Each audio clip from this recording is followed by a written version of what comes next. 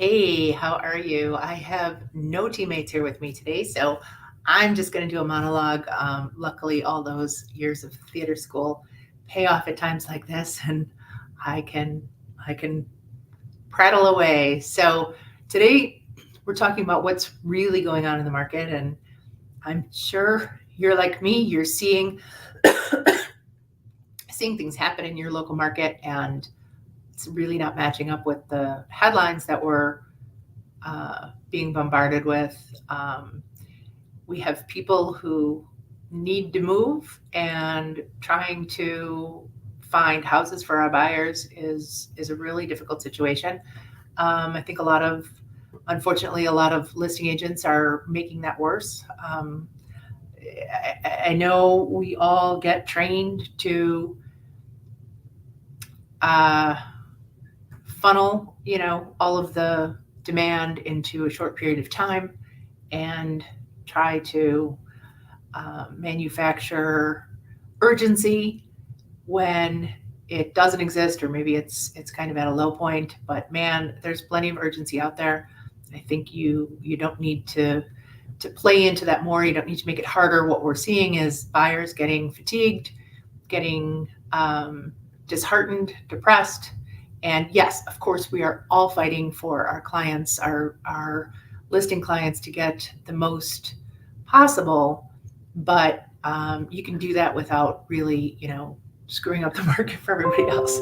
Let me know what you think about this, if this is happening where you are. If you disagree with me, go ahead and drop a comment. I would love to fight with you online, not in real life because I'm a scaredy cat.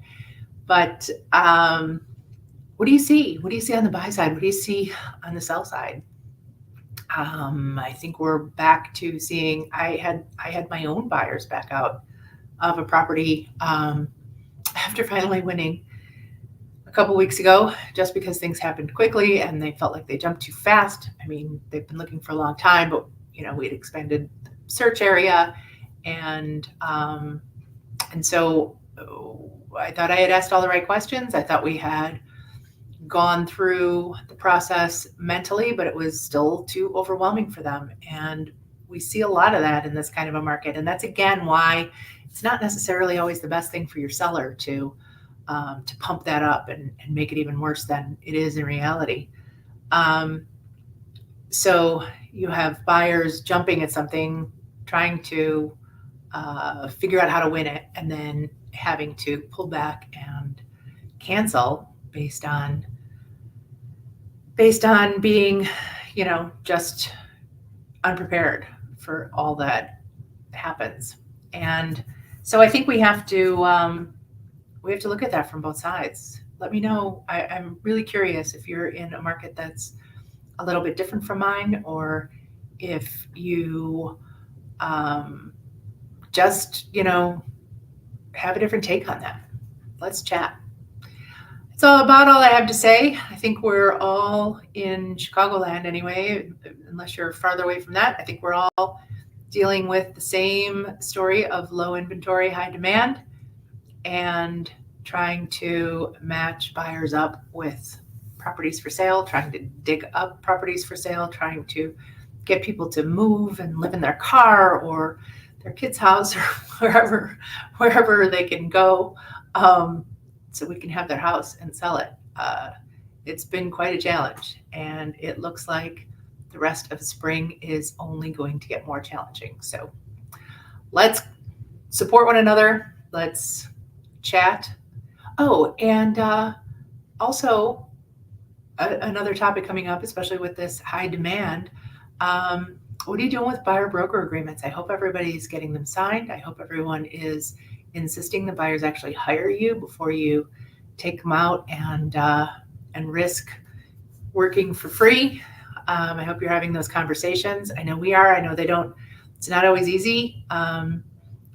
Everyone isn't interested in it, and that's really hard. But what's harder is finding out your clients want to write an offer that you're not going to get paid on. So I think we all have to be thinking of this ahead of time, and we all have to be willing to lose a couple of clients, I don't know who they're going to go to. I guess they're going to go to someone who can, afford not to get paid, or is willing to risk it, um, or is going to spring it on them later, which is my biggest fear.